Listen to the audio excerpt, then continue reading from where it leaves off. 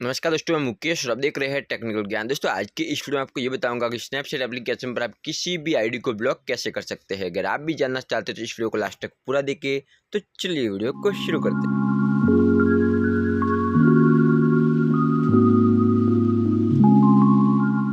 दोस्तों, सबसे पहले आपको स्नैपचैट एप्लीकेशन को ओपन करना है। फिर आपके सामने ऐसा पेज खुलेगा। आपको सेट पेज को ओपन करना है और आपको जिस किसी आईडी को ब्लॉक करना है उस आईडी को आपको ओपन करना है। आपको सेट पे क्लिक करना है। आपके सामने ऐसा पेज खुलेगा। आपको प्रोफाइल के ऊपर क्लिक करना है। फिर आपके सामने ऐसा पेज खुलेगा। आपको यहाँ पे साइड में 3 डॉट्स का ऑप्शन दिखेगा, यहाँ पर आपको क्लिक करना है। फिर आपके सामने ऐसा पेज आएगा। आपको यहाँ पे दूसरा ऑप्शन मिलेगा मैनेज फ्रेंडशिप, आपको यहाँ पे क्लिक करना है। फिर आपके सामने ऐसा पेज खुलेगा।